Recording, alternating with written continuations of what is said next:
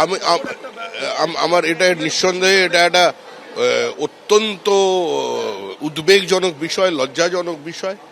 আমার মনে হয় সরকারের গোচরে যখন এসছে সরকার এর বিরুদ্ধে কঠোর পদক্ষেপ নেবে।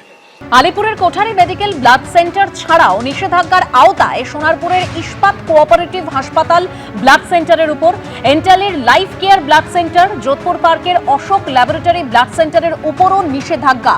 পদ্মপুকুরের হেলথ পয়েন্ট হাসপাতাল ব্লাড সেন্টার, বেলেঘাটার ওম ব্লাড সেন্টার তালিকায় রয়েছে।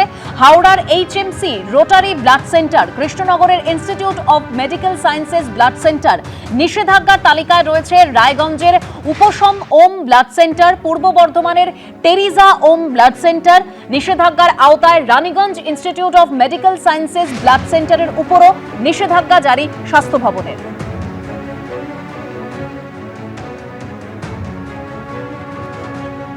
ভিন রাজ্যে রক্ত বিক্রি করে কোটি কোটি টাকার মুনাফার অভিযোগ। স্বাস্থ্য ভবনকে অন্ধকারে রেখে রক্ত বিক্রির অভিযোগ কোঠারি ব্লাড ব্যাংকের বিরুদ্ধে।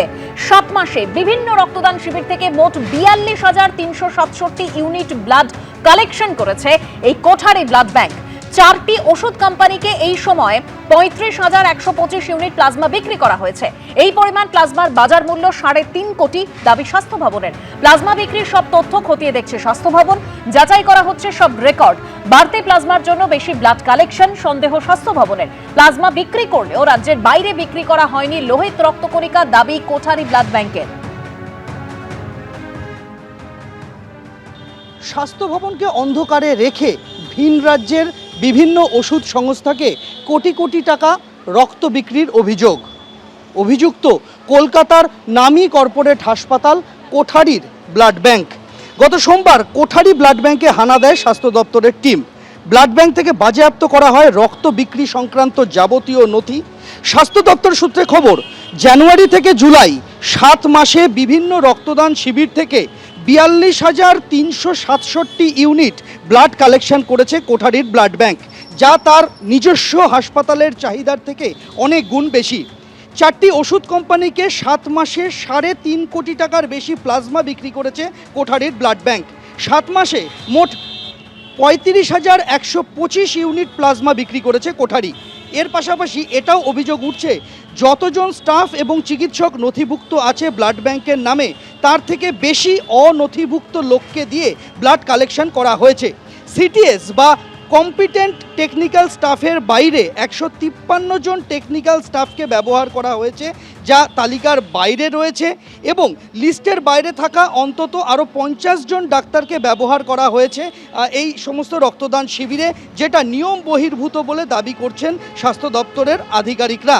এক দিন 12 থেকে 15টা পর্যন্ত ক্যাম্প করেছেন তারা, এমনটাই অভিমত স্বাস্থ্য দপ্তরের স্টেট ব্লাড ট্রান্সফিউশন কাউন্সিলের।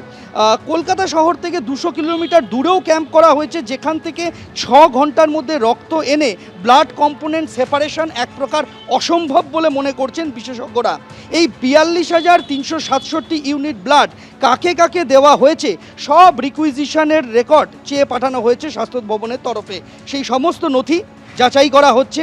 আর এবার তদন্ত শেষ না হওয়া পর্যন্ত কোঠারির ব্লাড ব্যাংকের যাবতীয় রক্তদান শিবির থেকে রক্ত সংগ্রহের ওপর নিষেধাজ্ঞা জারি হলো সরকারের তরফে।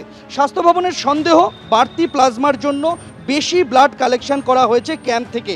তবে এসবিটিসির কাছে কোঠারির দাবি, প্লাজমা বিক্রি করলেও তারা লোহিত রক্তকণিকা রাজ্যের বাইরে বিক্রি করেননি। স্বাস্থ্য ভবনের এই পদক্ষেপ সম্পর্কে কোনো মন্তব্য করতে চাননি কোঠারি ব্লাড ব্যাংক কর্তৃপক্ষ। দিব্যেন্দু সিংহর সঙ্গে সন্দীপ সরকার, এবিপি আনন্দ, কলকাতা। ভিন রাজ্যে রক্ত বিক্রি করে কোটি কোটি টাকার মুনাফার অভিযোগ এবং সেই জন্য বিভিন্ন ব্লাড ব্যাংকের উপর নিষেধাজ্ঞা জারি করেছে স্বাস্থ্য ভবন।